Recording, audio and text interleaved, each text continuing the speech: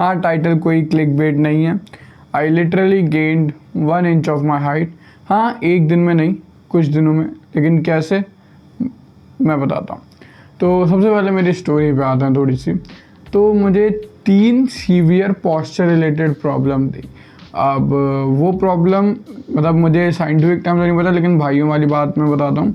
मुझे नर्ड नेक थी, जिसका मतलब मेरी नेक ऐसे झुकी हुई है। अभी भी अगर तुम देखोगे तो मुझे राउंडेड शोल्डर्स हैं। और मुझे एंटीरियर पेल्विक टिल्ट था। ये तीनों प्रॉब्लम कहने को बहुत ज़्यादा वो नहीं है कि मतलब लाइफ थ्रेटनिंग या फिर बहुत ज़्यादा पेन वाली, लेकिन ये तीनों प्रॉब्लम है। और मेरे को ये 3 प्रॉब्लम लगातार आई। शायद मेरे बेंच पे बहुत ज़्यादा बैठने से, फिर उसके बाद घर पे आके चेयर पे बैठने से, या जैसे भी हुई होगी गलत पॉस्चर से, फ़ोन चलाने से, है ना। तो मुझे ये तीनों मेन प्रॉब्लम थी। अब एक चीज़ जो बहुत ज़्यादा कॉमन है वो है ये पॉस्चर ख़राब होना। ये पॉस्चर बहुत ज़्यादा ही कॉमन है। पता मुझे था, और मुझे पता ही नहीं था मुझे, और कोई नोटिस भी नहीं करता है कि अगर तुम्हें है या नहीं। और बहुत अननोटिसेबल चीज़ है। एंटीरियर पेल्विक टिल्ट तो तब भी तुम्हें, अगर तुम लिफ्टिंग करते हो तो पता लगेगा डेड में और उसमें, मतलब तुम्हारा जो पीछे का हिस्सा है वो थोड़ा सा डिसबैलेंस रहेगा, थोड़ा पीछे निकला हुआ रहेगा। एक टिल बॉडी, मतलब डेड लिफ्ट करते हुए तुम पूरी कोशिश ऐसे करोगे, लेकिन वो ऐसे हो जाएगा, समझ रहे हो ना तुम। लेकिन नॉर्मल लाइफ में कोई नोटिस नहीं करता है। तो फिर अब मुझे उसका सॉल्यूशन ढूंढना था। तो मैंने गूगल पे सर्च करा, नेट पे, इंस्टा पे और यूट्यूब पे। तो मुझे थोड़ा बहुत मिला नॉलेज, ज़्यादा नहीं मिली। तो मैंने धीरे धीरे उस पर काम करना शुरू करा। एब स्ट्रेंथनिंग, और मतलब जो अपर बैक के लिए जो भी सब होते हैं, मैं डिटेल में आगे बात करता हूँ, बताता हूँ। तो मैंने इन सब पे काम करना शुरू करा। कुछ दिन में, 3-4 दिन में मेरी हाइट 1 इंच से लगभग इंक्रीज़ हो गई। उसका रीज़न ये नहीं था कि मैं 1 इंच बढ़ गया 1-2 दिन में, 3 दिन में, 4 दिन में। उसका रीज़न ये था कि मैंने अपने पॉस्चर सही करा, और जो मेरी रियल हाइट थी मैं उसके करीब चला गया। अभी भी तुम अगर देख पा रहे होगे तो मेरे पॉस्चर में थोड़ी बहुत कमी बची है। मैं उसे भी मैक्सिमाइज़ करके वो थोड़ा last bit of gain height का ले सकता हूँ। दूसरी चीज़, अगर तुम वो बंदे हो जो कह रहे हो भाई हाइट से मुझे कोई दिक्कत नहीं है, ठीक है, मैं तुम्हारी बात मानता, तुम लंबे हो गए। दूसरी चीज़ जो है, पॉस्चर कमांड्स कॉन्फिडेंस। अगर मैं ऐसे बैठ के अभी वीडियो बनाऊँ, तुम अभी वो वीडियो छोड़ के चले जाओगे। लेकिन अगर मैं ऐसे बैठ के वीडियो बनाऊँ तो तुम्हें भी समझ आ रहा है कि हाँ भाई बंदा कॉन्फिडेंट है, जो बोल रहा है उसकी बात में कुछ ना कुछ गहराई तो है, वो अपना पर्सनल एक्सपीरियंस शेयर कर रहा है, मतलब कोई ना कोई बात तो है। यही ही कॉन्फिडेंस को नॉन वर्बली शो करने का तरीका को हम कहते हैं अपना पॉस्चर। अब देखो, पॉस्चर तुम्हारा गलत हो या सही हो, अब देखो, पॉस्चर तुम्हारा सही है या गलत, ये पता करने का सबसे अच्छा तरीका अभी के टाइम पे है एआई को अपनी फ़ोटो भेजो, हर 2-3 एंगल से, वो तुम्हें बता देगा, और वो तुम्हें बता देगा तुम्हारे पॉस्चर में क्या दिक्कत है। अब मैं तुम्हें अपने स्पेसिफिक, जिनके बारे में मैंने रिसर्च करी है, उनके बारे में बता देता हूँ। मोस्ट ऑफ द बंदे जो भी तुम देख रहे होगे, एआई भी तुम्हें यही बताएगा, तुम्हारा भी मेरी तरह होगा राउंडेड शोल्डर, जो सबसे कॉमन है। ये होता है इस वजह से क्योंकि हम ऐसे करके ही लिखते हैं, ऐसे करके ही फ़ोन चलाते हैं, तो ये बहुत कॉमन है। इसके सिर्फ 2 या 3 मेन रीज़न है। सबसे पहला और मोस्ट इम्पॉर्टेंट है, वो तुम्हारा हैबिट बन गई है ऐसे करके बैठना, उसे तुम्हें खुद ही अपने आप को बार बार ये रिमाइंड दिला के कि ऐसे बैठ, ऐसे बैठ, ऐसे बैठ, सही करना पड़ेगा। दूसरा मेन रीज़न होता है ये जो चेस्ट के मसल होता है, पेक्टोरियल मसल, इनका टाइट हो जाना, और ये शोल्डर के जो भी होते हैं, समझ गए तुम, इनका टाइट हो जाना। तो इनकी स्ट्रेच है, मैं अभी दिखा देता हूँ स्क्रीन पे, ये साइड में चल रही होगी। ये वाली स्ट्रेच एक लौती स्ट्रेच है जो इनको ठीक कर सकती है। उसके अलावा भी होंगी कोई स्ट्रेच, लेकिन ये सबसे इफेक्टिव स्ट्रेच है जो मेरे लिए काम करती है।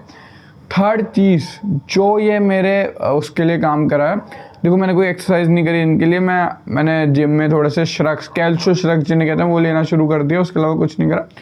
जो चीज़ ने हेल्प करी है वो यही थी कि मैं जब अपने आप को बार बार रिमाइंड ज़्यादा था ऐसे बैठो, तो ऐसे बैठने की वजह से जो मेरी बॉडी को पीछे रिट्रैक्ट करना, ऐसे खींचना पड़ रहा है, उसमें वो श्रग्स और वो बॉडी के पार्ट वो खुद काम कर रहे हैं, ट्रैप्स और अम्बर जो भी होते हैं, ठीक है, साइंटिफिक टर्म में, और वही धीरे धीरे ट्रेन भी हो रहे हैं मेरी बॉडी को खींचने के लिए। तो मैंने उनके लिए कोई स्पेसिफिक ट्रेनिंग नहीं करी। मे बी अगर फ्यूचर में नीड आती है, मुझे लगता है कि मैं थोड़ा सा और इम्प्रूवमेंट उनसे खींच सकता हूँ, तो मैं ऐड कर दूंगा 2-4 चीज़ें, तुम देख लेना कैसे होती हैं ना। अगली चीज़ जिसने सबसे ज़्यादा मुझे हेल्प करी थी वो है एंटीरियर पेल्विक टिल्ट में, वो था मेरा कोर। मुझे कोर एक्टिवेशन के बारे में नहीं पता था, मेरी स्क्वाट नहीं बढ़ रही थी, और मेरे डेड में भी थोड़ा सा लोअर बैक पेन था, और उसका सीधा सीधा रीज़न था कोर एक्टिवेशन। मुझे अपना कोर ब्रेस करना तो आता था, लेकिन वो मुझे बॉक्सर वाला कोर ब्रेस करना आता था। मतलब मैं एक तरफ पे फोकस से, मतलब इस तरफ मुझे पता चला पंच मारना तो मैं इस तरफ का कोर फोर्स करके टाइट कर लूँगा। लेकिन जब तुम वेट लिफ्टिंग वाला जो कोर होता है वो पूरा अंदर से पता नहीं कैसे करके कोर पूरा टाइट करते हैं, वैसे कोर एक्टिवेशन मुझे आज तक नहीं आया था। और उसका रीज़न यही था कि मैं अपना कोर एक्टिवेट नहीं रखता था दिन भर में। मेरे जो हिप है वो पीछे जाते थे क्योंकि कोर टाइट नहीं रहता था। और मेरे जो लेग हैं, मैं वीडियो दिखाऊँ अगर किसी और की मिलेगी तो दिखा दूँगा, पर मैं तुम्हें समझा देता हूँ। जैसे मान लो ये मेरा हिप जॉइंट है ना, हिप, ये मेरा फुट है और ये है इसकी नी।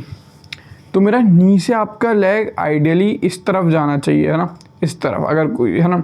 मेरा ऐसे ही रहता है, जैसे मेरी फिंगर है अभी ऐसे, इतना ही जाएगा, मुश्किल से इतना ही जाएगा। तो मतलब ये जो है भाई, कुत्तों की आवाज़ को थोड़ा देख लेना, ये तुम्हारे हिप मसल में टाइटनेस को दिखाता है। और मतलब वही साइंटिफिक टर्म है, तुम्हें इन पे काम करना है। यूट्यूब पे देख लेना क्या क्या स्ट्रेच होती हैं, और बहुत सारी अलग अलग स्ट्रेच थी, जैसे कि वो cow cobra pose, child pose, और एक और थी cow cat pose, cobra pose, child pose. ये मेन चीज़ें थी जिनने मेरे एंटीरियर पेल्विक टिल्ट के लिए बहुत इंप्रूव करा। मैं 100% ठीक नहीं हुआ है, थोड़ा चांस है, लेकिन मैंने मेरा हेल्प करा। 7-8 दिन मैंने करके देखा, मुझे हेल्प मिली, तो मैं सोचा तुम्हें भी तुरंत नॉलेज दे दूँ, मैं भी तुम भी अपना हाइट पोटेंशियल को रीच कर पाओ। तीसरी चीज़ नर्ड नेक। अब ये जो नर्ड नेक है ये मेरी अभी तक ठीक नहीं हुई है। अगर अभी भी तुम मेरे अगर इस तरफ आके या उस तरफ आके चेक करोगे तो मेरी नेक ऐसे ऐसे, उसका सीधा सीधा रीज़न है, बहुत ज़्यादा मेरा काम ऐसे ही होता है।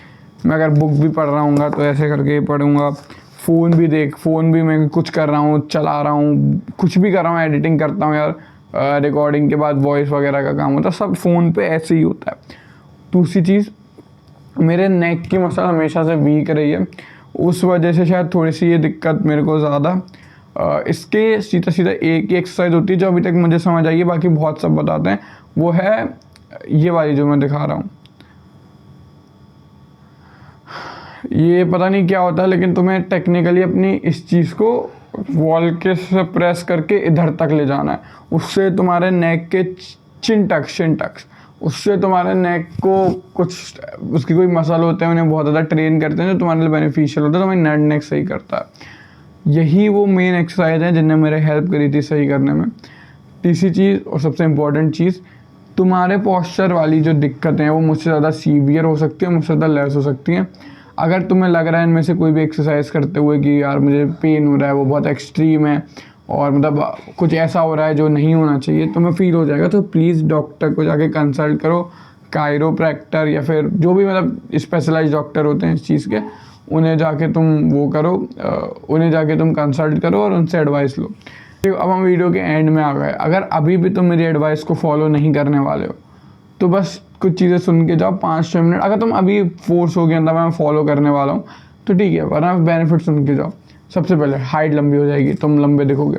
दूसरी चीज़, तुम्हारा मसल्स का साइज़ और दिखना 25% से इंक्रीज़ हो जाएगा। ये मेरे होममेड स्टैट हैं तो तुम समझ जाना, लेकिन तुम्हारे मसल ज़्यादा राउंड और ज़्यादा अच्छे दिखने लगेंगे, तुम बड़े दिखोगे और कॉन्फिडेंट दिखोगे।